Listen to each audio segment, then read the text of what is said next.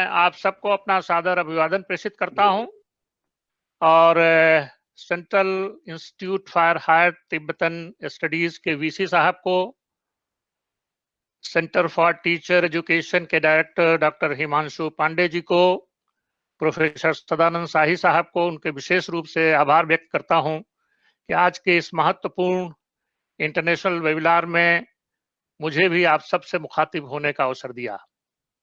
आप सभी यहाँ उपस्थित साथियों का, श्रोताओं का, बंधुओं का मैं पुरजोर स्वागत करता हूं।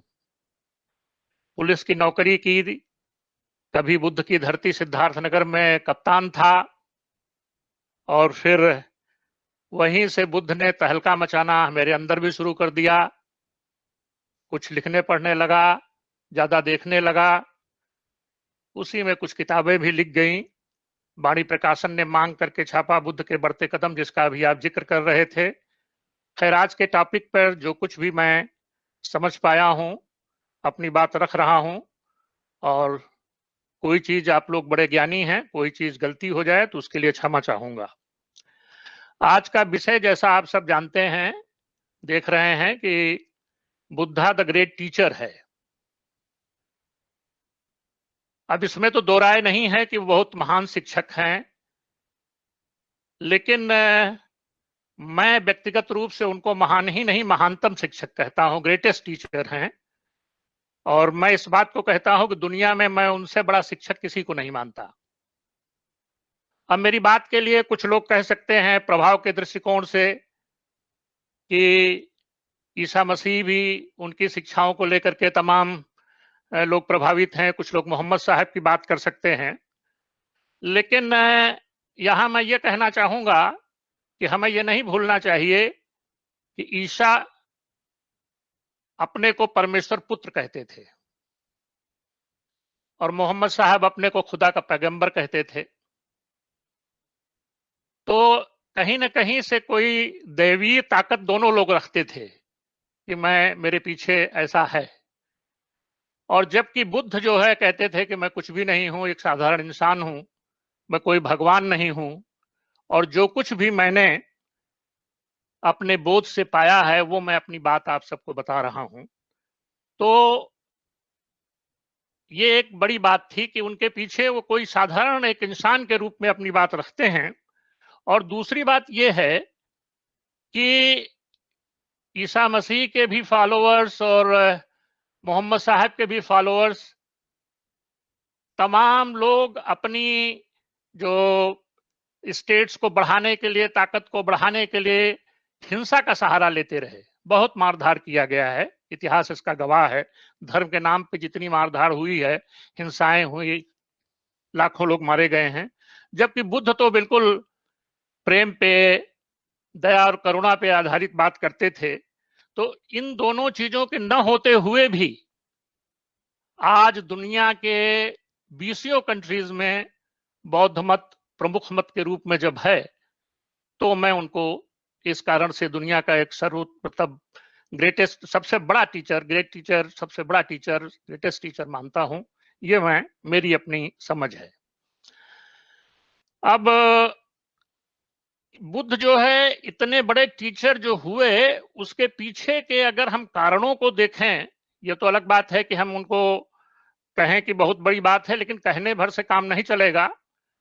तो अभी मैंने आपसे जो बात की वो ईसाई धर्म के बारे में की या मोहम्मद साहब के बारे में की। अब अपना हिंदू धर्म जैसे है, इसमें तो यह है कि सनातन धर्म है, इसमें कोई इसका प्रवर्तक तो एक आदमी है नहीं।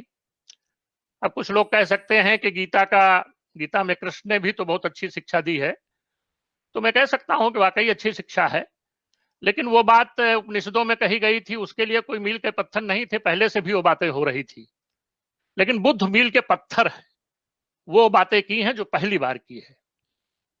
तो अब इसी तरह से महावीर स्वामी जी के बारे में लोग कह सकते हैं कि उन्होंने भी अपनी बहुत अच्छी शिक्षाएं दी हैं, लेकिन उनके बारे में भी ये है कि उनके भी पहले तमाम तीर्थंकर हुए हैं, सब बातें कर रहे थे। लेकिन बुद्ध जी के बारे में ऐसा नहीं है। अपने यहाँ नानक की शिक्षाएं भी बहुत महत्वपूर्ण हैं, लेकिन नानक की शिक्षाएं और बुद्ध का दायरा बहुत बड़ा रहा। बुद्ध तो कई कंट्रीज में रहे, विदेशों में रहे, नानक जी का अपने देश में काफी रहा। तो अब इस तरह से मैंने करीब करीब दुनिया में जितने भी बड़े टीचर्स जिस प्रभाव के दृष्टिकोण से मैंने देखा, उन पे एक छोटा छोटा सा बात करके मैं इस बात को कह सकता हूं कि गौतम बुद्ध जो है, मैं महानतम शिक्षक मानता हूं। अब इसके मैं 4-5 कारण विशेष मानता हूं कि मैं क्यों उनको महानतम मानता हूं।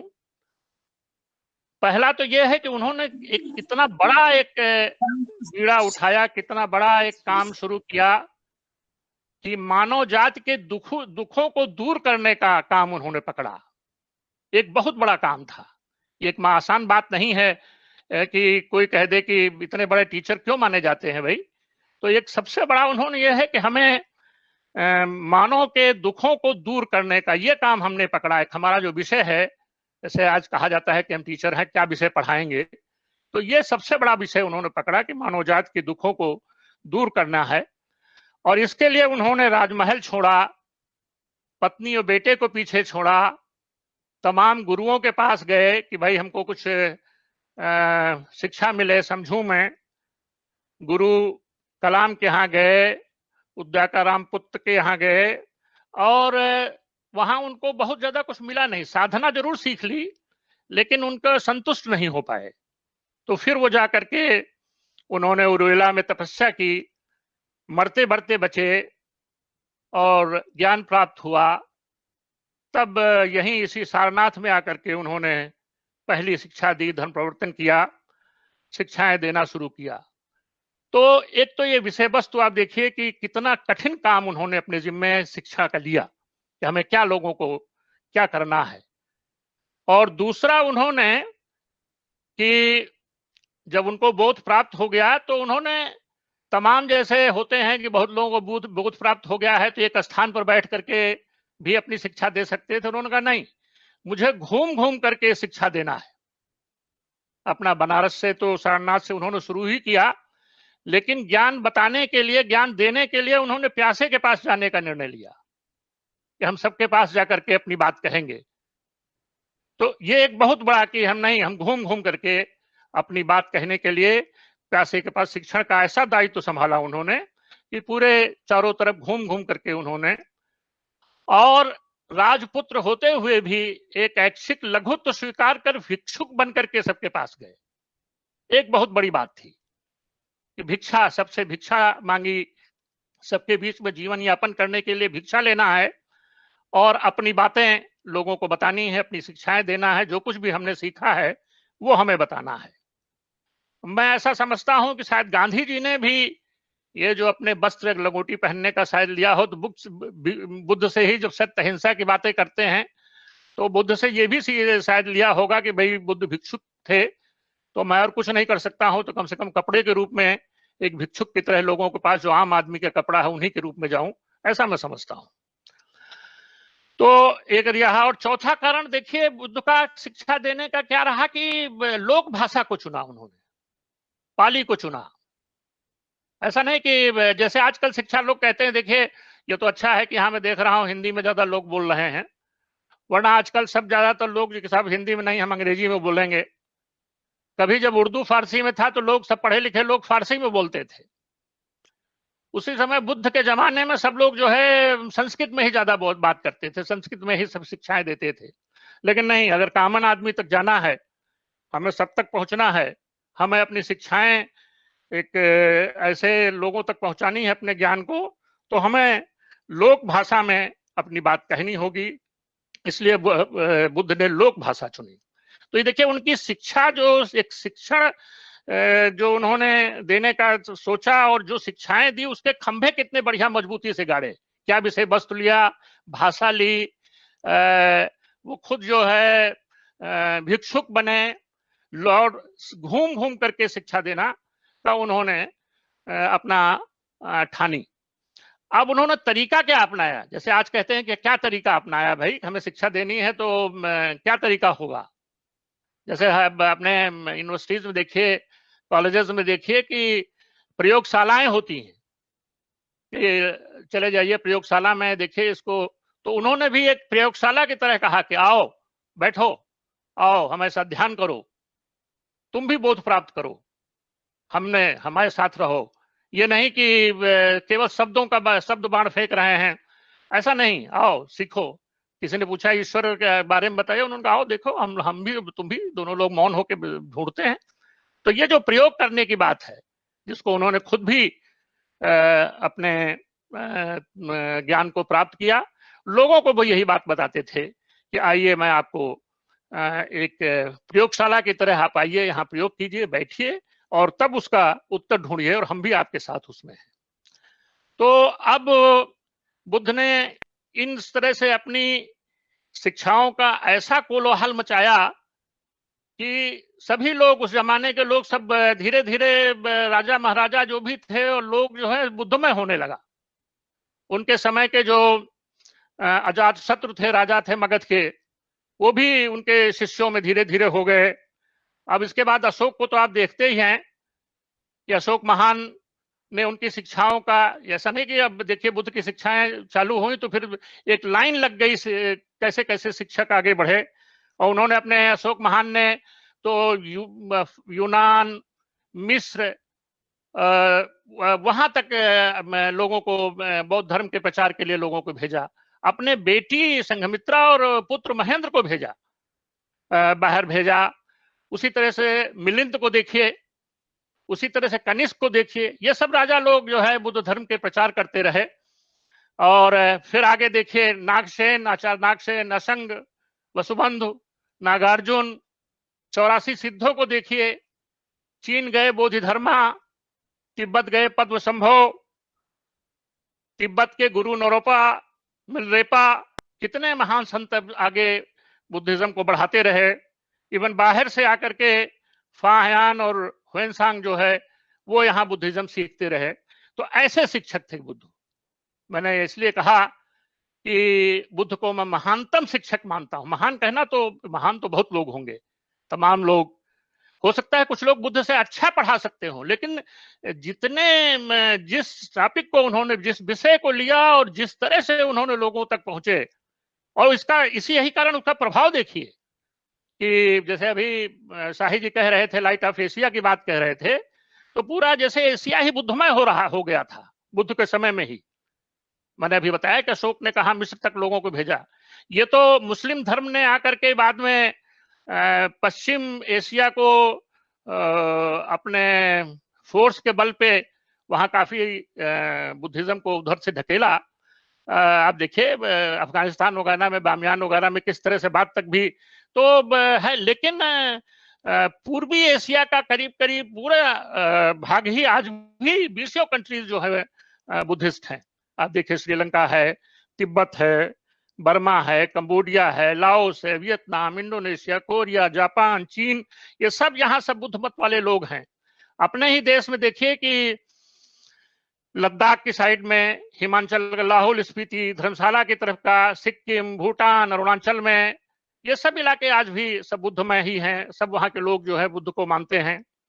तो ये कहां तक फैला बुद्धिज्म।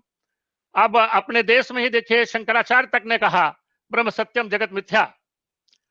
तो ये जगत मिथ्या की बात कहां से है? ये बुद्धिज्म से ही है। इसीलिए उनको प्रच्छन्न बौद्ध कहा जाता है। ये बुद्धिज्म का जो नागार्जुन ने शून्यवाद दिया, उसी से जगत मिथ्या लिखी, और इसी से धीरे धीरे फिर सुने हिंदू धर्म ने बुद्धिज्म को आत्मसात भी कर लिया कि भाई फिलॉसफी में ले लिया, प्रच्छन्न बौद्ध हो गए। आइए दर्शन में तो आप कोई बात कह रहे हैं, बुद्ध तो हमारे हैं और विष्णु के अवतार हैं, 9वें अवतार हैं, और तो सब हमारे हैं, इसमें बुद्ध अलग कहाँ है, बुद्धिज्म अलग कहाँ है। और 9वें अवतार बना लिया, फिलॉसफी ले ली शंकराचार्य ने। और उधर कुछ बुद्धिज्म में भी जो बुद्ध ने भी, जिसके लिए बुद्ध प्रयास करते रहे, वहां कुछ संघों में जो है स्त्रियों के आने से व्यभिचार वगैरह हुए, तो एक आरोप भी लगाने लगे। तो धीरे धीरे फिर उन्होंने, हिंदू धर्म ने बुद्धिज्म को इंडिया में तो करीब करीब आत्मसात कर लिया। बीच में ऐसा आत्मसात कर लिया कि बाद में तो बोध गया में भी वहां पुजारी लोग पूजा करने लगे थे अभी। तो ऐसा आत्मसात हो गया था बीच में पूरी तरह गायब हो गया। लेकिन दुनिया ने, तिब्बत में कितना था, इस जमाने में था, सब जगह रहा है। और हिंदू धर्म की इतना जरूर हुआ कि जब आत्मसात किया तो हिंदू धर्म की जो सबसे मोटी धारा चली वो बुद्ध से प्रभावित होकर के चली। अब आप इसको देखिए, 84 सिद्धों का, नाथों का, आप केस राहुल सांकृत्यायन को देखिए, और हजारी प्रसाद द्विवेदी जी ने कहा है कि मध्य युग के जो संत कवि हैं ये सब नाथ और सिद्धों से प्रभावित कवि हैं। तो ये नाथ सिद्ध से, इसका मतलब बुद्धिज्म से प्रभावित लोग कवि हैं। या सूफियों की जो धारा इस देश में आई वो भी बुद्धिज्म से कहीं ना कहीं प्रभावित रही। तो अब कबीर को देखिए, नानक को देखिए, ये सब जैसे लगता है कि एक बुद्ध के उत्तराधिकारी हैं। कबीर कहते हैं, मेरा तेरा मनवा कैसे एक होए रे, तू कहता कागज की लेखी, मैं कहता आंखिन की देखी। ये कागज की लेखी, ये जो बात आप करते हैं वो नहीं है। तो यही बात बुद्ध की कहते हैं कि कागज की लेखी पे नहीं कि यहाँ वेद में लिखा, पुराण में लिखा, इसकी बात है। या आगे देखिए तो गालिब कहते हैं कि इब्ने मरियम हुआ करे कोई, इब्ने मरियम, मरियम का बेटा जीसस क्राइस्ट हुआ करे कोई, मेरे दुख की दवा करे कोई। मेन मामला तो दुख है जो बुद्ध ने बताया, तो बुद्ध की तरह बोल रहे हैं गालिब। इब्ने मरियम हुआ करे कोई, मेरे दुख की दवा करे कोई। और इसी की अंतिम लाइनें है कि जब तवक्को उठ गई गालिब, क्यों किसी का गिला करे कोई। बिल्कुल जैसे बुद्ध बोल रहे हैं कि भाई अब तवक्को ही उठ गई तो क्यों किसी का गिला करे। तो ये देखिए, या ये भी कहते हैं कि जबकि तुझ बिन कोई नहीं है मौजूद, फिर ये हंगामा है खुदा क्या है, दिले नादा तुझे हुआ क्या है। तो जो बुद्ध कहते हैं खुदा के बारे में, वही बात गालिब कहते हैं। जहां बिलीवर्स की, मतलब गालिब में, इंडिया में ही है जहां गालिब से लोग इस तरह से बुद्ध कहला सकते हैं। वरना मुसलमानों में तो यह है कि you have to be believer first, तुमको विश्वास तो करना ही है। तो वो कहते हैं कि फिर यह हंगामा है खुदा क्या है। तो अच्छा, अब आगे देखिए आप, 20वीं सेंचुरी में दो सबसे बड़ी विभूतियां हुई हैं। वोटिंग भी बीच में लोगों ने कराई, सबसे बड़ी कौन है, तो खैर अंबेडकर जी और गांधी जी। तो गांधी जी का देखिए, सत्य अहिंसा तो मैंने अभी बात की। गांधी जी ने खुद कहा है कि मेरा बेटा भी मुझसे कहता है कि तुम तो बुद्धिस्ट हो, और उन्होंने कहा मुझे खुशी होती है जब बुद्धा के बारे में मुझे कहा जाता है कि तुम तो बुद्धिस्ट हो। सत्य अहिंसा की बातें करते थे, अंगूठी लगाते थे, और उन्होंने कहा कि मुझे तो खुशी मिलती है कि मुझसे ऐसी बातें लोग करते हैं। और दूसरा उन्होंने कहा कि मुझे बहुत अच्छा लगता है कि जो हिंदू धर्म में तमाम सुधार हुए हैं, इसमें बुद्धिज्म ने बहुत रोल प्ले किया है, इसलिए मुझे बहुत खुशी होती है। और अंबेडकर को तो आपने देखा ही, अंबेडकर ने तो यह तक कह दिया कि मैं हिंदू धर्म में पैदा जरूर हुआ लेकिन मरूंगा नहीं। यहाँ के जो समाज में जिस तरह का ऊंच नीच चल रहा, जबकि कॉन्स्टिट्यूशन में वही लिख चुके थे, ड्राफ्ट बना चुके थे, इसके बावजूद भी उन्होंने कहा कि नहीं नहीं नहीं, हम मरेंगे नहीं भाई, इसमें ये समाज जो है अभी भी संविधान बना देना और कानून बना देना, इससे काम नहीं चलेगा। और उन्होंने बुद्ध धर्म स्वीकार किया। आज भी देखिए, नौ बौद्धों की संख्या इंडिया में करीब करीब 4-5 करोड़ हो गई है, और सैकड़ों सेंटर से इसके चल रहे हैं, विपස්සना केंद्र चल रहे हैं। आपके सारनाथ में भी चल रहा है, विपස්සना केंद्र चल रहे हैं।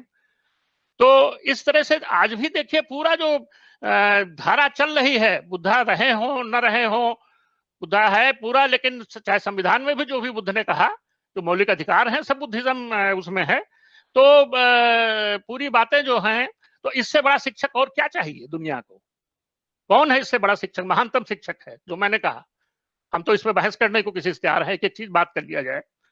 तो आज का जो विषय है, अब आप कह सकते हैं कि बुद्ध ने तो ये सब कहा कि हम भिक्षुक बन के करेंगे, वहां जाके करेंगे। पब्लिक ने क्यों माना?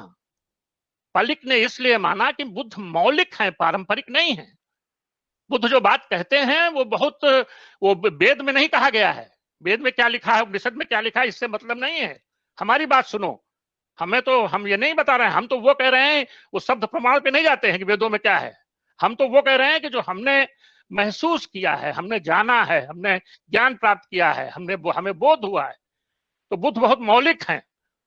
बुद्ध दार्शनिक नहीं है, विचार नहीं करते हैं, बुद्ध दृष्टा हैं।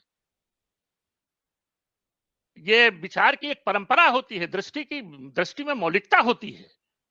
दृष्टि जो है कभी भी, दृष्टि वर्तमान की होती है, विचार अतीत के होते हैं। दार्शनिक विचार करते हैं, अतीत के हैं। विचार दूसरों के हो सकते हैं, दृष्टि अपनी होती है, दृष्टा है। तो ये जो बात है, लोगों ने क्यों माना?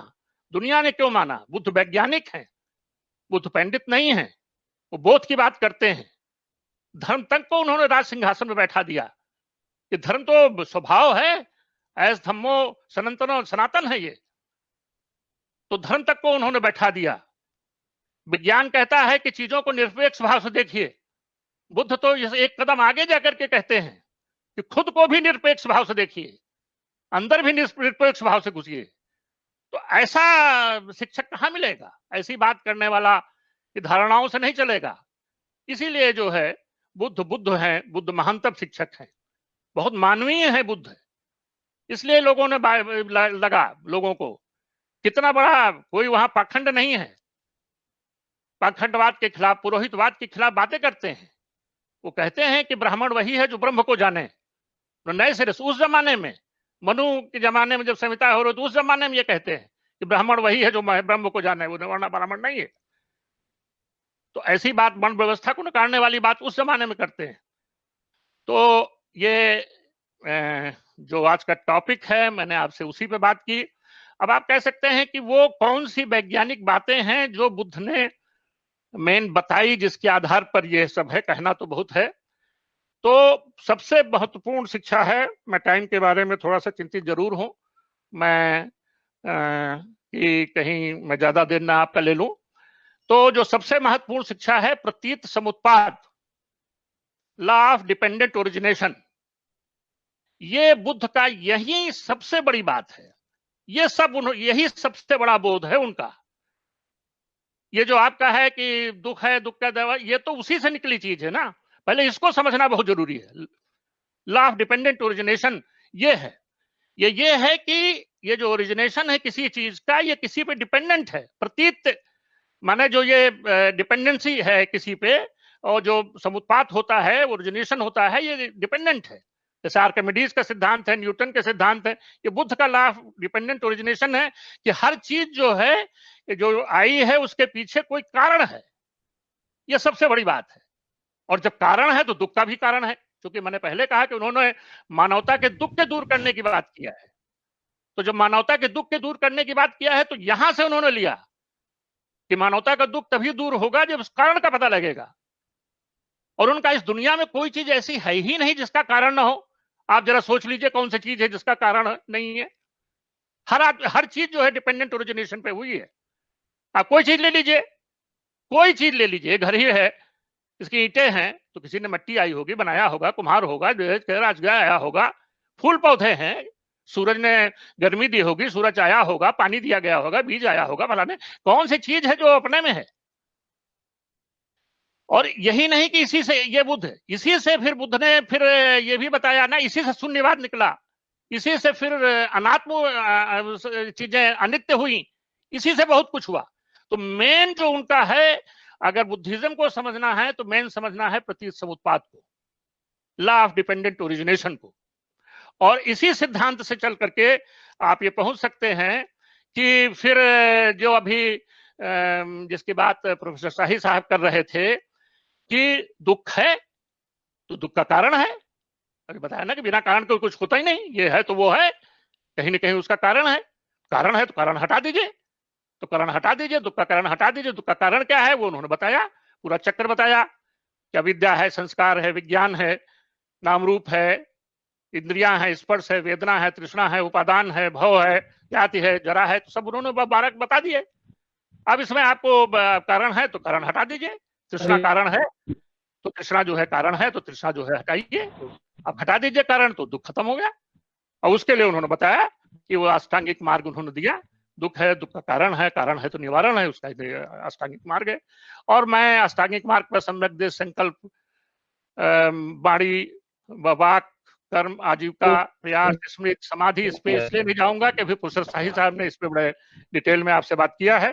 तो उन्होंने बताया कि इस पे चलिए और आपका दुख खत्म हो जाएगा। इसी तरह से ये प्रत्युत समात्पाद में बताता है कि सब अनित्य है। यही प्रत्युत समुत्पाद बताता है अनित्य है। जब उसका कारण है तो नित्य कैसे हो सकता है? कोई चीज अनित्य है। इसी को नागार्जुन ने बाद में शून्यवाद में विकसित किया। इसी को शंकराचार्य ने बाद में कहा कि ब्रह्म सत्यम जगत मिथ्या की बात किया। इसी से तो उन्होंने आत्मसात किया बुद्धिज्म को।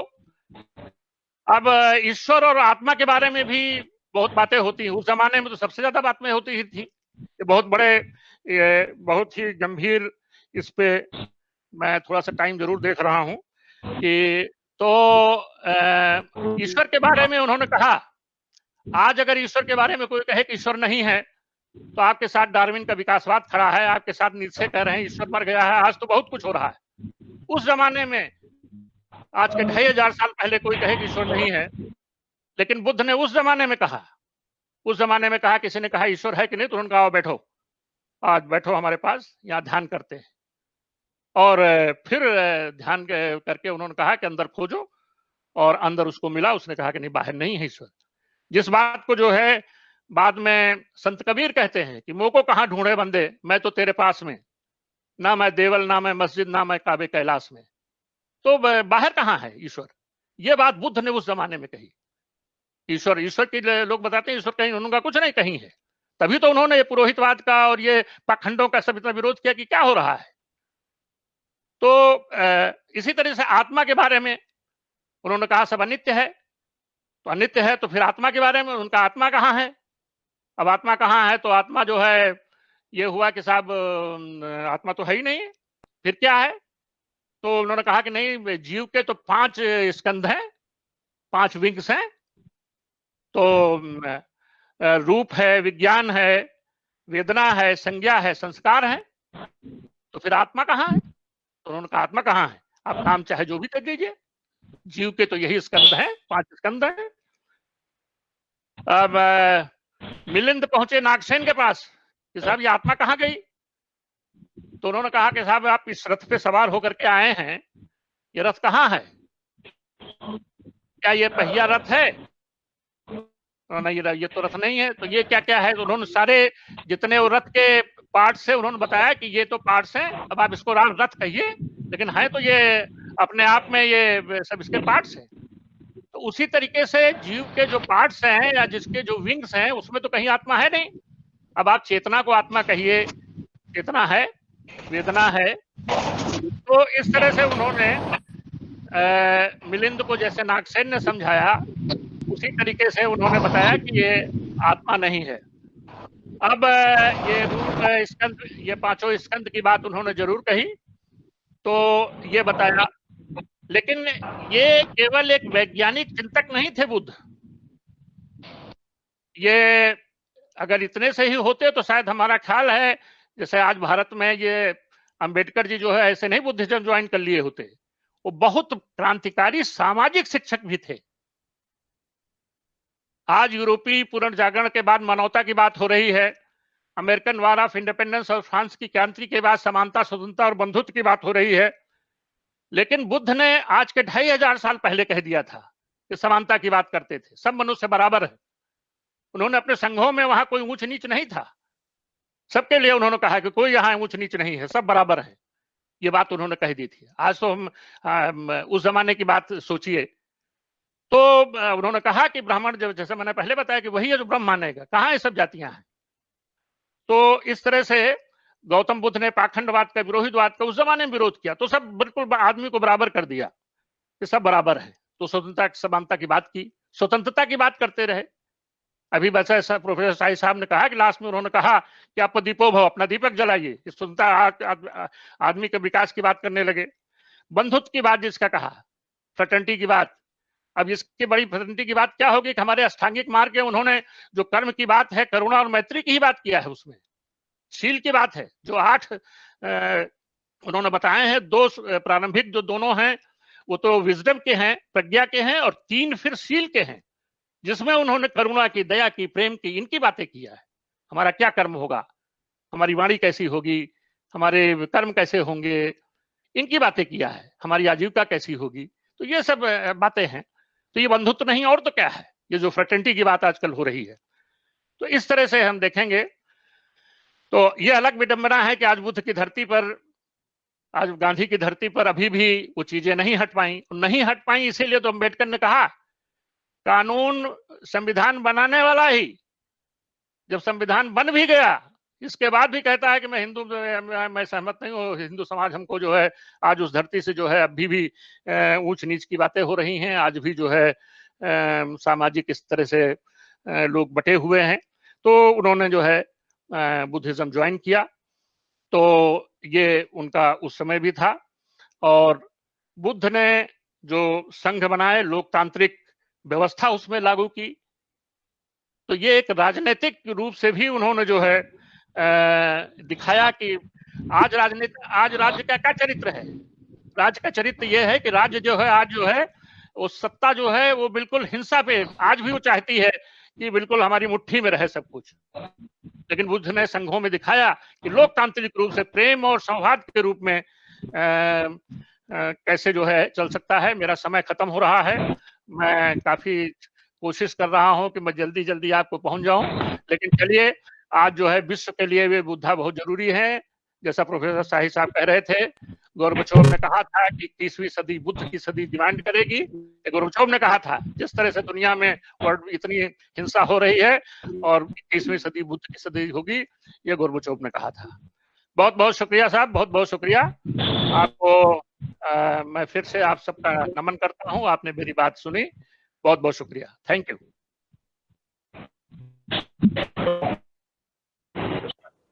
बहुत बहुत धन्यवाद सर।